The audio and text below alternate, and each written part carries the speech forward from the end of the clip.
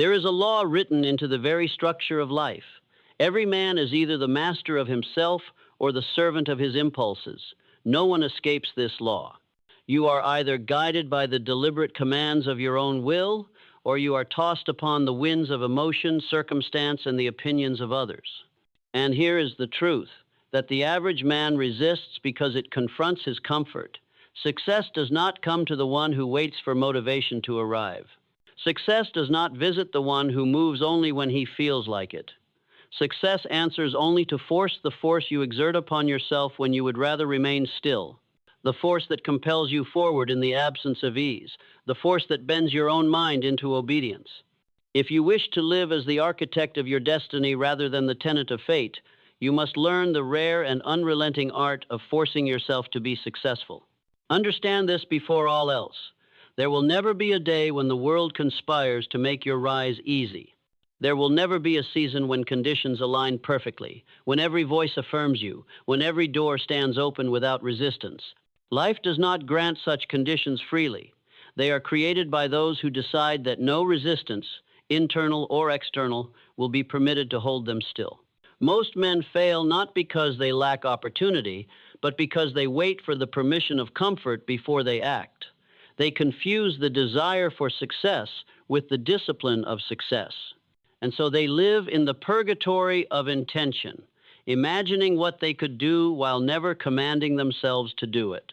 If you are to break this cycle, you must begin with the first and immovable pillar, definiteness of purpose. Without a definite aim, your mind is a ship without a rudder. No amount of wind will take it to the harbor of your choosing. To force yourself forward, you must have a destination so clear, so detailed, so burning in your mind that no lesser aim can distract you from it. Write it down, burn it into memory. Let it stand before you each morning as a command from the highest version of yourself. This is where we are going. This is what we are building. This is who we must become. Without this definiteness, force collapses into motion without direction, and motion without direction is the treadmill upon which the masses exhaust themselves. The second pillar is self-discipline, the ability to command yourself in the moment when obedience is hardest. This is where most break. They know what they want. They know what must be done, but they permit the fleeting voice of discomfort to overrule the permanent voice of destiny. Discipline is the art of placing the latter above the former always. If you command yourself to rise before dawn, you rise. If you command yourself to work when others are at leisure, you work. If you command yourself to persist when the first, second, or even 10th attempt fails, you persist. You do not negotiate with yourself, for negotiation invites defeat. You obey your own orders as a soldier obeys the command of his general, not because it is easy, but because victory depends upon it. The third pillar is autosuggestion, the deliberate feeding of your mind with the instructions it must carry out. The subconscious does not distinguish between truth and falsehood. It acts upon the ideas most frequently impressed upon it. If you do not give it orders, it will take orders from your fears, your habits, and the careless words of others. Each day, you must speak to yourself with the authority of one who expects to be obeyed. I will do this. I will become this. I will persist until the work is complete. These are not wishes. They are commands. They are the mental equivalent of setting your hand to the wheel and refusing to release it until the ship has docked. But force without emotional control is power in the hands of a reckless driver. This is why the fourth pillar, mastery over emotion, is essential. If you allow moods to dictate your actions, you will act in bursts and stall in valleys. The man who forces himself to success does not wait to feel inspired. He moves whether inspiration is present or absent. He responds rather than reacts. When anger comes, he does not lash out. He redirects the heat into work. When fear comes, he does not freeze. He channels the energy into preparation. Emotional detachment does not mean the absence of feeling. It means the governance of feeling. Your emotions may knock at the door, but they do not sit in the captain's chair. From here we arrive at accurate thinking, the habit of stripping every decision down to its truth. The undisciplined mind is swayed by appearances, gossip, and assumption. It hesitates because it believes shadows to be walls. The disciplined mind examines the facts, weighs the evidence, and acts on reality, not rumor. This is critical because the wrong thoughts left unchallenged become the chains that bind you. Accurate thinking cuts those chains. It keeps you from wasting force on battles that do not exist and focuses it entirely on the actions that produce results. These 5 pillars form the machinery of self-compulsion, but machinery unused rusts, and rust becomes ruin. You must apply them daily, relentlessly, until they operate without your conscious prompting. You must move from knowing what they are to becoming the kind of man who does not know how to live without them. Forcing yourself to success means eliminating the escape routes, removing the option to quit, erasing the habit of delay, destroying the false belief that tomorrow is safer than today. And here's where the true challenge lies. There will be days when the weight of the work feels greater than your capacity to lift it. There will be moments when solitude presses against you because few will follow the road you have chosen. There will be hours when every voice, including your own, whispers that it would be easier to step back into the crowd. In those moments, remember this law. If you allow emotions to govern your actions, you forfeit your power. But if you command your thoughts, you command your future. You must hold fast to the cause and effect truth. If you move only when it is easy, you will remain among the average. If you move regardless of ease, you will rise among the exceptional. If you wait for permission, you will wait until the end of your days. If you give yourself permission, you will write your own fate. Forcing yourself to be successful is not about cruelty to yourself. It is about loyalty to your vision. It is the recognition that the comfort you sacrifice now is a fraction of the comfort you will sacrifice if you spend your life unfulfilled. The pain of discipline is a seed. The pain of regret is a stone. One grows into something magnificent. The other crushes you. Decide then that you will be the master of your inner world. Guard your purpose with definiteness. Command yourself with discipline. Program your mind with autosuggestion. Govern your emotions with detachment, and navigate with accurate thinking. When these are in place, force is no longer a desperate push. It is the steady, unstoppable momentum of a man who has burned his bridges and marches only forward. And as you march, something remarkable will happen. The world, which once seemed indifferent or resistant, will begin to bend. Doors will open that were once closed. Opportunities will appear that were once invisible. People will offer aid who once stood aside. They are not responding to luck. They are responding to the gravitational pull of a man who has taken control of himself. This is how you force yourself to be successful, not with bursts of effort followed by surrender, but with the unbroken application of will over time. Until the day comes when the force is no longer something you must summon, but something you have become. Then, and only then, will success have no choice but to obey you. There is a brutal truth that stands at the entrance of all achievement, and most men will turn back the moment they hear it. No one is coming to make you do the work. Not your parents, not your friends, not your mentors, not even your own future self, unless you train it to obey you. This is the first gate you must pass through, the acceptance that your rise or your ruin will come from no hand but your own. And if this is so, you must learn the most difficult art there is, the art of compelling yourself to act, not when it is easy, but when it is the hardest thing in the world to do. Every human being has felt the difference between what they should do and what they do, between the plan and the action, between the voice of reason and the pull of comfort. Most surrender to the pull. They become servants of their impulses, and in doing so, they hand over the keys to their destiny. The successful are different. They take those keys back. They place them in their own hands and lock the door on everything that would enter without permission: laziness, doubt, hesitation, fear. They do not wait for a better day, for the right mood, or for the approval of others. They force themselves. This force is not a one-time push. It is a system. A man who forces himself to success is like a general who has mastered the art of war. He knows his soldiers, his weapons, his terrain. He does not rely on chance. He relies on discipline. The 5 great weapons of self-compulsion: definiteness of purpose, self-discipline, autosuggestion, mastery over emotion, and accurate thinking are his arsenal. When these are sharpened, coordinated, and used without fail, they make forward movement inevitable. Definiteness of purpose is the commander of the army. Without it, the other weapons fight without aim.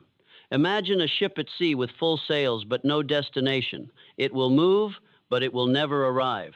The average man fills his life with motion, mistaking it for progress. He is busy every day, but the busyness is scattered, unfocused, dictated by the demands of others. He wonders why the years pass and his great vision remains unbuilt. It is because he never chose the harbor. Definiteness of purpose is not merely a goal written in vague terms.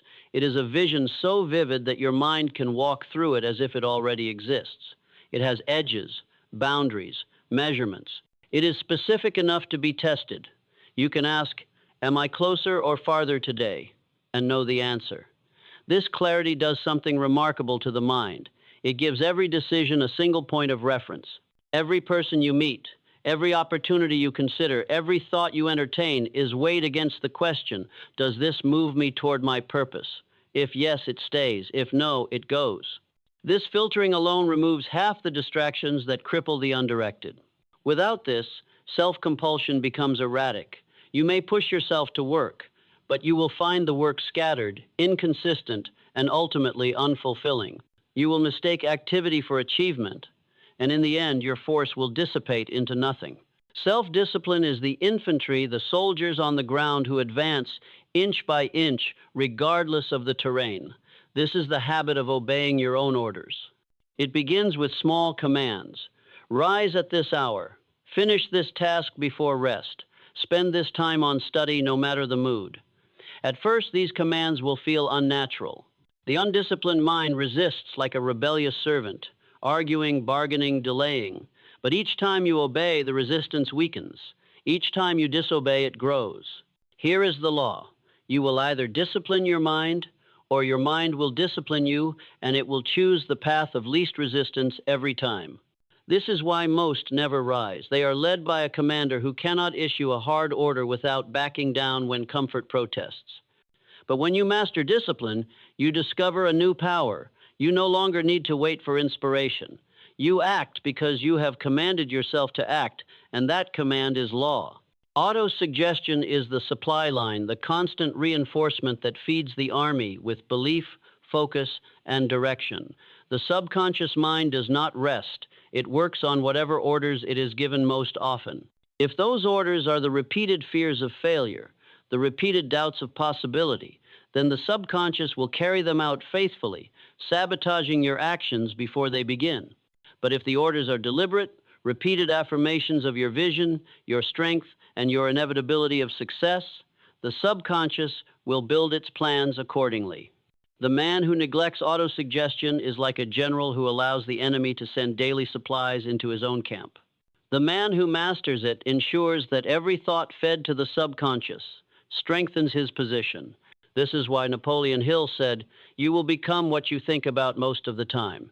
It is not magic, it is mechanics. You are programming the operating system of your own mind. Mastery over emotion is the cavalry swift, decisive, able to turn the tide of battle in moments. Emotions are forces. They can be destructive when uncontrolled, but they can be the very fuel of victory when directed. Anger can destroy discipline when it lashes outward. It can also fuel relentless work when harnessed. Fear can paralyze when it governs action. It can sharpen preparation when subordinated to purpose. The key is detachment, not the suppression of feeling, but the choice to use it rather than be used by it. Here is a truth most never learn. Emotions are not commands, they are suggestions. The average man takes them as orders and obeys without question. The master acknowledges them, evaluates them, and either accepts or rejects them based on whether they serve the objective. This alone will save you from countless wasted days and impulsive decisions. Accurate thinking is the intelligence unit, the scouts who report the truth of the terrain. Without it, you are blind, moving based on rumors and illusions. Accurate thinking asks, is this true? How do I know? Does this serve my purpose? It refuses to act on incomplete or distorted information. This is critical because every decision you make draws upon your store of force. Make too many decisions based on false premises, and your force is wasted before it reaches the true battlefield. Accurate thinking also protects you from the greatest thief of energy, imagined problems. The undisciplined mind spends days and nights fighting battles that exist only in its own projections. The disciplined mind identifies the facts, addresses them, and discards the rest. When these five forces operate together, self-compulsion becomes a state of being rather than a state of effort. You no longer try to force yourself. You simply do what must be done, because the system you have built leaves no alternative. And here is the cause and effect reality. If you wait for inspiration before you act, you will act rarely. If you act regardless of inspiration, you will create results. If you create results, you will build belief. If you build belief, you will act with greater confidence. And this cycle will compound until forward motion is your natural state. This is how men build empires. This is how fortunes are made. Books are written, inventions are brought to life, and legacies are forged. Not through bursts of effort in the heat of excitement, but through the cold, consistent application of will over years. The man who forces himself to be successful understands that every principle is useless until it is lived. Knowledge without application is like a weapon left in its sheath during battle. It changes nothing, it protects nothing, it conquers nothing. You may memorize these laws, you may nod in agreement as they pass through your mind, but until you bend your days to obey them, they will remain nothing but words. It is in the act of enforcement, the moment you command yourself and comply, that transformation begins. Definiteness of purpose must be enforced every morning. Before the world lays its hands on you, before the demands and distractions arrive, you must return to the throne of your mind and renew your oath. This is where I am going. This is what I will do today to advance the cause. Without this ritual, you risk being pulled into the agendas of others.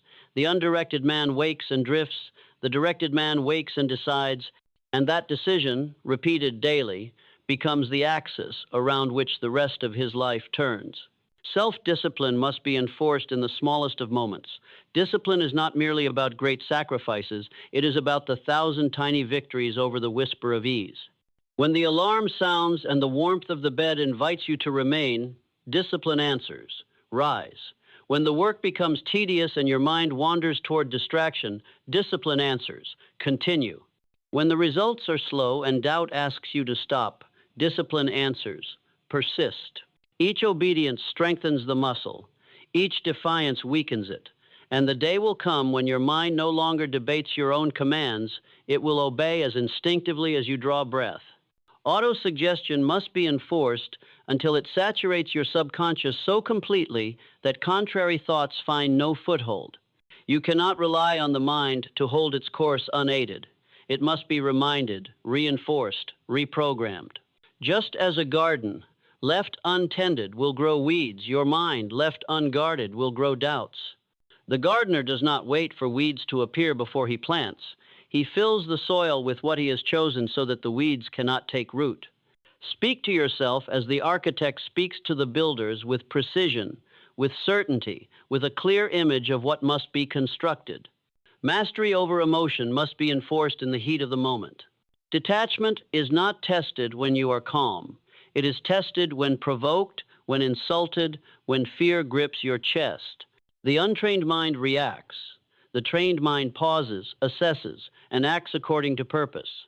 This is why emotional mastery is inseparable from power. The man who cannot command himself in a storm will lose everything he has built in the first strong wind. The storm will come. Your task is to remain the captain, no matter its strength. Accurate thinking must be enforced in the privacy of your own reasoning. The lies that derail most lives are not told by others, they are told by the self, repeated until they become accepted as truth. You must challenge every thought that crosses your mind. Is this real, or is it the shadow of fear? Is this fact, or is it the opinion of someone who has never built what I intend to build? The disciplined thinker acts on verified truth, and because of this, his actions rarely need to be reversed. But understand this, all of these laws demand something that most will never give, the removal of escape routes. The average man always leaves himself an option to quit, a savings of comfort he can retreat to when the work becomes unbearable. The man who forces himself removes the retreat entirely. He burns the ships. He makes the goal the only option, so that every ounce of mind, body, and spirit is bent toward its attainment. This is why his results look impossible to those who live with an exit strategy in their back pocket. You must also understand the cause and effect here. If you command yourself only when it is easy, you will remain where you are. If you command yourself when it is hard, you will rise above where you are. If you command yourself without fail, you will eventually live where others cannot even imagine standing. And here is the truth most fear to face. The man who forces himself is never truly in competition with others. He is in competition with the version of himself that still seeks permission, comfort, and escape. Each day he wins against that version. He moves further into the territory where no one can follow without paying the same price. When you live this way long enough, something changes. The force you once had to summon becomes the current you naturally move in. You no longer drag yourself to the work. You are pulled toward it because it has become who you are. You no longer fight yourself to obey. Obedience has become instinct. And at this stage, your forward motion is inevitable. The world will call you disciplined, relentless, unstoppable. You will know the truth. You are simply living by the law you carved into yourself when you chose to force your own success. Momentum is a sacred thing, and when it is moving in your favor, you must guard it like treasure. Once broken, it is costly to restore. Once sustained, it will carry you farther than willpower alone ever could. The man who forces himself to be successful understands that momentum is built in layers, small victories, laid atop one another until they become unstoppable motion. At first, the victories are barely noticeable. Rising on time, completing the day's tasks without skipping the unpleasant ones, resisting the temptation to procrastinate on work that matters. In the beginning, each act of force feels isolated, disconnected from the grand vision.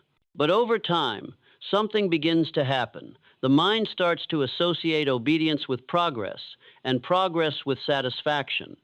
It becomes easier to comply with your own orders, not because the work has become easier, but because your identity has shifted. You are no longer a man trying to discipline himself, you are a disciplined man. And this shift is crucial. Forcing yourself is difficult when you are still at war with your self-image.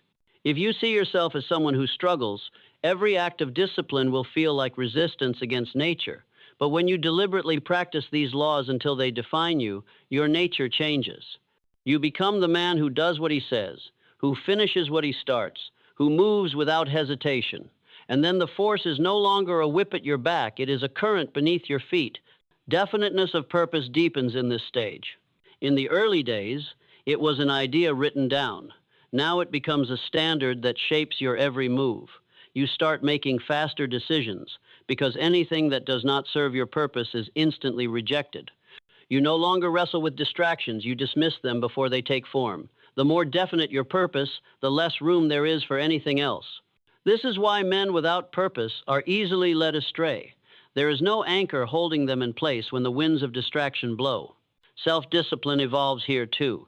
In the beginning, you used it to force yourself into action. Now you use it to refine your actions. You become precise in how you use your time. You stop giving effort to things that produce little return. You begin to notice that discipline is not just about doing hard things, it is about doing the right hard things. Many men exhaust themselves in the wrong direction and call it discipline. In truth, it is misdirected effort. The man who forces himself to be successful becomes a master of directed effort. All his energy flows toward the target. None is wasted. Autosuggestion takes on a sharper edge now. In the early days, you may have repeated affirmations to keep yourself from quitting. Now, you repeat them to keep yourself from settling. You are no longer battling the voice that says, "Stop, this is too hard." You are battling the more dangerous voice that says, "This is good enough." The average man quits when things are difficult. The ambitious man quits when things are comfortable. Both are forms of surrender. The man who forces himself does neither. His self-talk is a constant summons to the next level. Mastery over emotion becomes more subtle here. You will find that the storms which once shook you now barely disturb the waters. This is not because the storms have lessened, but because your vessel is stronger. You have seen yourself endure, and endurance breeds calm. Where others panic, you evaluate. Where others freeze, you move with precision. This calm is not the absence of urgency, it is urgency under control, a weapon far more dangerous than raw speed. Accurate thinking reaches its highest form in this stage. You begin to see how much of the world runs on assumption, opinion, and inherited belief. You stop taking information at face value, no matter the source. You stop accepting advice from those who have never built what you aim to build. And in doing so, you stop making the mistakes that drain years from a man's life. The masses will call you stubborn. In truth, you are simply loyal to the facts as they are, not as others wish them to be. At this point, something shifts in how the world responds to you. People begin to notice that you do not move like the rest. They cannot quite explain it. Perhaps it is the absence of hesitation, or the way you seem immune to common distractions, or the quiet authority with which you carry yourself. They see that you do not bend easily, and this creates a strange reaction. Some will respect you deeply, others will resent you entirely. Both are signs that you are moving beyond the reach of the average. And here lies a new challenge: isolation. When you begin forcing yourself to levels most will not attempt, you will find fewer and fewer companions on the road. Many will fall away, not out of malice, but because your standards make them uncomfortable. Do not mourn this. The climb thins the crowd. It must. The summit was never designed to hold everyone. You must learn to move forward without the need for constant companionship, for solitude is the training ground of mastery. If you endure this stage, you will arrive at the rarest point in a man's life, the place where forward motion is no longer optional. You have removed the retreat. You have made the goal the only path. And when this happens, you do not merely hope to succeed. You make success submit to your persistence. The world bends for men who refuse to bend to it. There comes a point in forcing yourself to be successful where the work is no longer the greatest challenge staying in the work island. The mountain tests you not just with the size of the steps, but with the length of the climb. This is where the imposters are revealed, where the talkers fall silent, and where the man who acts without compromise begins to separate from the field entirely. The longer you live under the law of self-compulsion, the more you will see that every victory has a dangerous shadow: complacency. The enemy of progress is not always failure. Often it is comfort disguised as success. You must understand this with absolute clarity. The moment you believe you have done enough, you invite decline. Success is not a static prize to be won and kept. It is a dynamic force that must be fed daily with action, discipline, and clarity of purpose. The day you stop forcing yourself forward is the day the ground begins to shift beneath you. This is why the man who masters definiteness of purpose does not arrive, he simply sets new destinations. His goals are not trophies. They are checkpoints. When he achieves one, he does not idle. He immediately fixes his mind on the next. This constant recalibration keeps his force alive. Without it, the mind drifts, and drifting is death to the disciplined. Self-discipline at this stage becomes a refinement of precision. You are no longer simply resisting temptation. You are engineering your life so that temptation rarely appears. You cut away distractions, people, and environments that weaken your edge. You remove not only what is harmful, but also what is merely neutral, because neutrality is still a thief of focus. The man who forces himself to the summit understands that the climb is too demanding to carry unnecessary weight. Autosuggestion here becomes sharper than a blade. You are no longer persuading yourself to keep going. You are programming yourself to expand. You tell yourself, I have not yet reached my limits. There is more in me than I have used. The work is not finished until I decide it is finished. These are not empty chants. They are mental commands to a subconscious that has been trained to obey without hesitation. Mastery over emotion now becomes your shield against the subtler storms, not just anger or fear, but boredom, impatience, and the restless craving for novelty. Many powerful men fall not because of great opposition, but because they become restless with steady progress and sabotage themselves in search of fresh excitement. The disciplined man knows that the most dangerous emotion is the one that whispers, "You deserve a break from your purpose." He hears it and refuses it.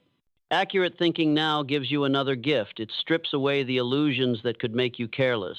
You see clearly that no matter how far you've climbed, gravity still exists. One reckless decision can undo years of progress. This awareness keeps you humble, vigilant, and fully engaged in the process. And then one day, without fanfare, you cross into a territory few men ever enter. The point where the force is no longer something you summon, it is who you are. You do not push yourself forward anymore. Forward is your natural direction. You do not wrestle with yourself to work. Work is the default state. You no longer need to believe you can do it. You know you will do it, because there is no longer a version of you that does otherwise. At this level, the world begins to bend in ways that outsiders call luck. Doors open. People seek you out. Opportunities appear unasked for. But you know the truth, this is not luck, it is gravity. You have built such a mass of discipline, persistence, and purpose that the world cannot help but be drawn into your orbit. And so the ending must be as sharp as the climb has been. You must decide here and now whether you will remain in the lowlands of hesitation or whether you will take the step that burns the bridge behind you. You must choose whether you will live as the servant of impulse or the master of your own command. Forcing yourself to be successful is not a season of life, it is a permanent way of living. It is the refusal to negotiate with weakness, the rejection of comfort when comfort costs your future, the unbroken pledge to yourself that you will finish what you began no matter how long the road. Do this, and you will not merely reach success, you will make success inevitable. Do this, and you will not only rise, you will remain. Do this, and no man, no circumstance, no misfortune will have the power to stop you, because the one thing they would need to break your own will is under your unshakable command. The time for gentle words is over. You have been given the laws, the weapons, the strategies. Now the question is not whether you understand them, but whether you will enforce them. And enforcement means war. Not against the world. The world is nothing but a mirror, but against the enemy that has lived inside you since the day you first retreated instead of advanced, delayed instead of acted, made peace with mediocrity instead of waging total war upon it. That enemy will not die quietly. It will resist every command you give. It will disguise itself as fatigue, as reason, as patience, as just taking it slow. But hear me well. Every time you yield to it, you surrender ground you may never recover. The man who forces himself to be successful burns that enemy out of existence through sheer, unrelenting action. He does not negotiate with it. He does not ask its opinion. He gives it no room to speak. Every day is another strike, another order obeyed, another inch claimed. And this is why he wins, because most men are willing to fight for a day, a week, a season, but he is willing to fight without end. There is no secret here. There is no mystery to why one man lives in the heights and another in the valleys. The difference is not luck, not talent, not even intelligence. It is the willingness to keep forcing forward when every muscle, every thought, every excuse is screaming to stop. You have felt this moment before. The wall, the fatigue, the weight. You know what comes next. Most stop, a few slow down. The rarest of all accelerate. And here is the law. Once you prove to yourself that you can accelerate through the wall, instead of stopping at it, you become a different being entirely. You begin to trust yourself in a way most never will. You no longer wonder if you will follow through. You know you will, because you have removed the possibility of quitting. This is where the crowd disappears behind you. This is where the noise fades. This is where you feel, for the first time, what it means to be unstoppable, not because you cannot be stopped, but because you cannot be made to stop. From this point forward, there is no going back to how you were. You will see comfort for what it is, a thief dressed as a friend. You will see hesitation for what it is, the assassin of dreams. You will see weakness for what it is, the disguised hand of failure, waiting for permission to choke the life out of your ambition. And you will give it no permission. There will be days when you will rise before the sun and the work will be heavier than you have ever known. There will be days when the results are invisible, when the doubt gnaws at you like rats in the dark. There will be nights when sleep tempts you before the task is done. And in each of these moments, you will stand in the center of your own mind and give the same command. Continue. You will continue because the alternative is death, not the death of the body, but the death of the one chance you have to live a life of your own design. You will continue because the fire that burns in the mind of a man who refuses to quit is worth more than all the fleeting pleasures that quitting can buy. You will continue because you have decided, once and for all, that you are not here to live as a servant to your weaker impulses, you are here to reign over them. And if you live this way long enough, the day will come when others will look at you and see something they cannot explain. They will see the calm in your eyes, the certainty in your movements, the absence of panic when storms hit.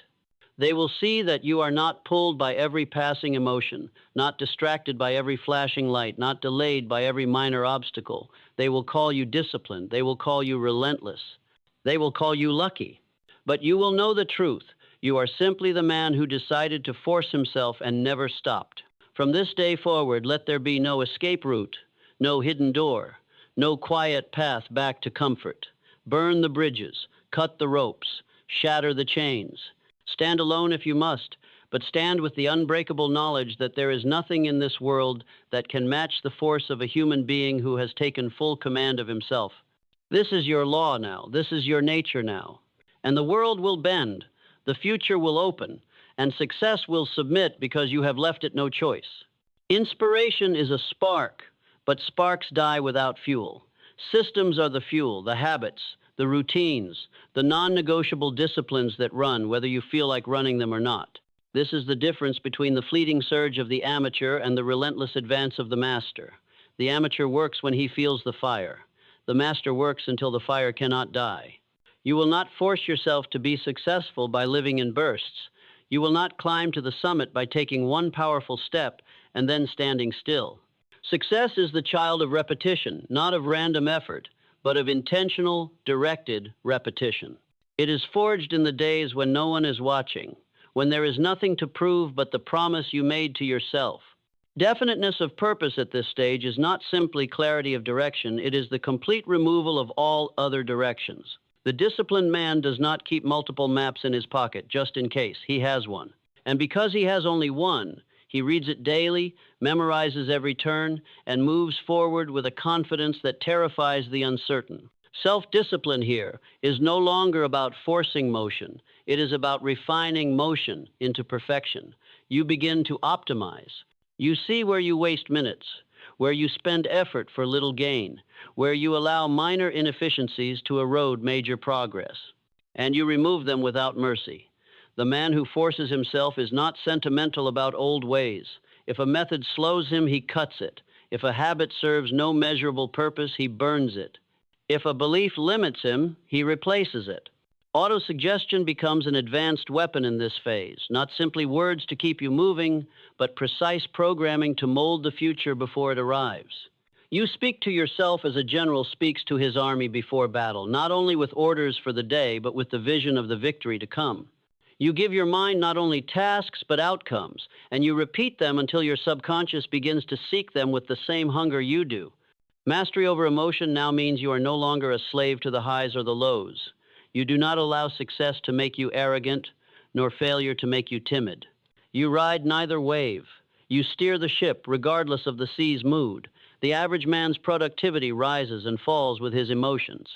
The man who forces himself flattens that curve until his output is steady, predictable, and deadly consistent. Accurate thinking, in this final form, becomes the gatekeeper of all your decisions. You stop asking, "Do I want to?" and start asking, "Will this move me closer to my purpose?" If the answer is yes, you act without hesitation. If the answer is no, you dismiss without guilt. This is not cruelty, this is clarity, and clarity is mercy to the man who values his time above all else. And now the force becomes permanent. The decision to keep going is no longer made each morning. It was made once, long ago, and has never been revoked. You no longer argue with yourself. You no longer need to get motivated. You are not hoping for success, you are executing it. And that, more than anything else, is why you will reach it. You will walk among those who began with you and see that most have stopped. Some quit because it was hard. Some quit because it was slow. Some quit because they listened to the counsel of the comfortable. But you will still be moving, still applying the laws, still forcing yourself to honor the original decision. And the gap between you and them will have grown so wide that they will look across it and call it impossible. But you will know it was never impossible. It was inevitable for the man who refused to stop. This is the moment where most will hesitate, but you are not most. You have forced yourself this far, and now you must finish with the same precision, the same command, the same unbending will that brought you here. From this point forward, there is no permission to coast. Coasting is the death of momentum, and momentum is the only advantage you hold over the millions who wish but never act. You will not slow to admire the view. You will not wait for those behind to catch up. You will not plant your flag until the summit is under your feet. Understand this, every man is given opportunities, but only the man who has mastered himself can seize them without hesitation. Opportunities do not wait for the hesitant, they are devoured by the decisive. If you cannot act because you are tangled in emotion, enslaved to comfort, or uncertain in thought, you will watch those opportunities slip into the hands of the prepared. This is why forcing yourself to move forward without delay is not optional, it is the only way. The man who lives under this law becomes a force of nature. He does not waste energy on excuses. He does not negotiate with fatigue. He does not stop to count the miles he has walked. He keeps walking. He knows that the moment you begin to measure the distance, you start looking for a reason to stop. And stopping, even for a moment, is the first step towards surrender. You must burn that word surrender out of your vocabulary. Replace it with advance. Replace maybe later with now. Replace I hope with I will. And speak these words until they no longer sound like commands but like facts. You will know you have succeeded when you can no longer imagine a version of yourself that does anything less. And when you live this way long enough, the summit will come into view not as a surprise, not as a miracle, but as the natural result of a man who refused to stop climbing. And you will stand there not gasping in disbelief but breathing steadily, because you knew this day would arrive from the moment you committed to it. From that height, you will look down at the roads below, the winding paths, littered with the camps of those who stopped. You will see them telling their stories about why it wasn't worth it, why it wasn't the right time, why they could have if only. And you will know the truth. They did not lose because the climb was too hard. They lost because they refused to force themselves when it mattered most. You, however, will stand unbroken. You will know that every ounce of struggle, every battle against your own weakness, every relentless step taken when others sat down was the price, and you paid it without hesitation. And you will also know that this is not the end. The summit you stand on now is only the base of another, and you will turn without rest and begin the next climb, because this is who you are now. There will be no return to the man who waited, who hesitated, who compromised. That man is gone, buried under the weight of every disciplined step you took to escape him. What remains is a man who commands himself absolutely, who moves without permission, who creates his own momentum and bends the world to it. So I leave you with this, not a plea, not a suggestion, but a law. Force yourself, always. At every turn, in every season, when you feel like moving, move faster. When you feel like stopping, accelerate. When the voice in your head whispers for comfort, crush it with command. And live this way until you are no longer forcing yourself, because the force has become you. Then, and only then, will success be unable to resist you. The man who forces himself to be successful does not wait for the world to place a crown upon his head.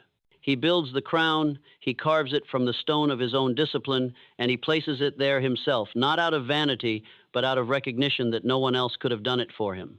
And this is the essence of mastery, to become the source of your own rise. You will meet resistance until the last step. Understand this. Even as you approach the moment of victory, new distractions will appear. Old habits will try to resurface. Doubts you thought long buried will whisper again, tempting you to slow, to savor, to hesitate. Do not mistake these for signs to stop. They are the final tests. They are the gatekeepers at the door to the life you have built. They will yield only to relentless forward motion.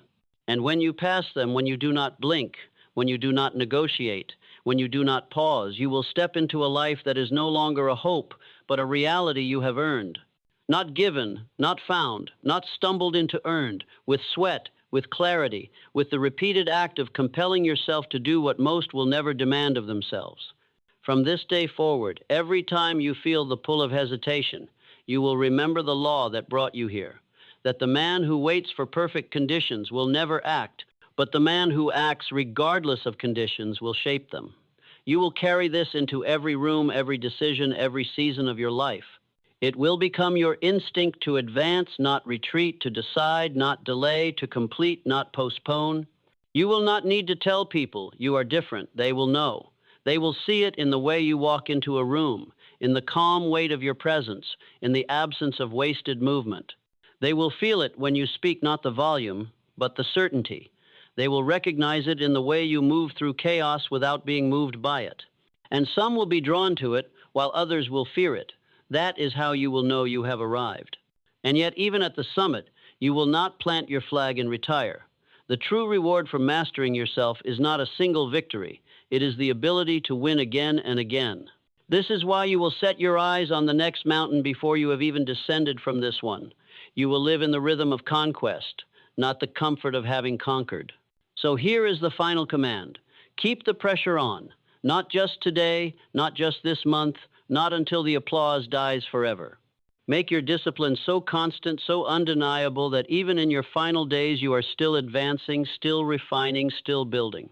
Let those who watch your life understand that the force which carried you was not a trick, not a phase, not a moment of motivation. It was who you chose to be. And when it is all over, when your work is complete and your story is told, let no one be able to say that you waited for permission or that you slowed when the climb grew steep. Let the record show that you forced yourself to be successful until the very last breath, and that in doing so, you became the rarest of all things, a human being who lived entirely on his own terms. That is the life worth forcing yourself for. That is the summit worth climbing. That is the legacy worth leaving. And now there is nothing left but to begin.